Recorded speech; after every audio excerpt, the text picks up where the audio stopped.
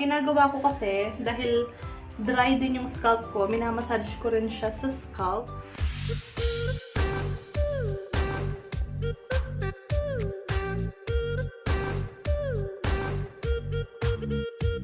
Ipapakita ko lang sa inyo ang isang product na ginamit ko to salvage my damaged hair. Ang product na to ay walang iba kung hindi ang virgin coconut oil. Yes. So, ito sa SM ko lang binili. Tapos yung brand niya bonus. Kahit anong brand naman yan, basta virgin coconut oil. So, share ko lang din yung mga ginagamit kong aftercare product para sa aking bleached / damaged hair. Ito, dati, ang ginagamit ko, cream silk pink. Kaso, sa mga advice na nakuha ko at sa mga nabasa ko, wag daw gagamit ng shampoo and conditioner na may sulfate. So, ang sulfate, ang alam ko, hindi siya suitable para sa mga bleached, damaged, tsaka colored hair. So, ngayon, ang ginamit ko ngayon, itong Tresemme. Tapos, ito siya, oh. Restore and Shine. Ito, wala siyang sulfate. Sulfate-free itong sulfate-free itong gamit kong ito. Okay, so, yan, ang gagawin lang natin, i-apply lang natin siya sa hair natin overnight. So, mas maganda kung overnight. At least, patagalin natin siya sa hair. Ang last kong ligo ng hair ko, kahapon pa. So, ngayong buong araw na to, hindi ko niliguan yung hair ko. I-applyan natin siya ng coconut oil. Lalagay din natin siya sa hair ko. Ito, maliit lang na butas yung ginawa ko. Yan, spread lang natin siya.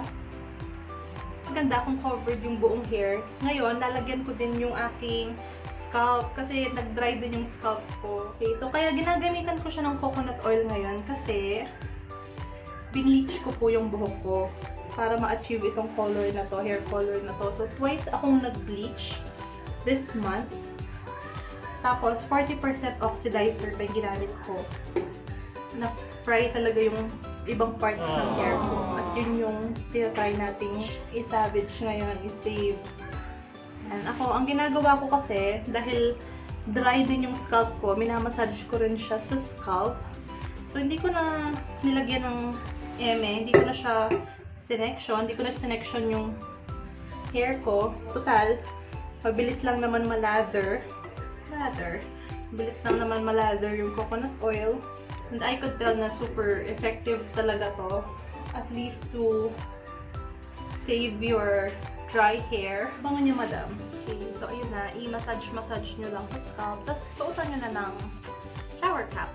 Okay, mga madam. So yung shower cap, dumudulas siya dahil ng plastic. So ito, binalot ko na lang yung t-shirt ko. So tela na lang yung pinambalot ko. Hi mga madam! Update lang. More than 12 hours na siya naglalangis. Kasing langis na siya ng pores ko. And yes, babanlawan na. Here you go mga madam. As you can see, hindi na siya ganun ka-dry. Ewan ko kung visible sa camera, pero hindi na siya ganun ka-dry katulad ng dati. Ang pinangbanlaw ko lang ay warm water and conditioner. Pwede rin namang cold water. After magbanlaw, medyo oily pa rin yung dating sa scalp. So kung ayaw nyo yung feels na yon, pwede nyo rin siyang banlawan ng shampoo. For damaged hair, it's recommended na mag-coconut oil once a week.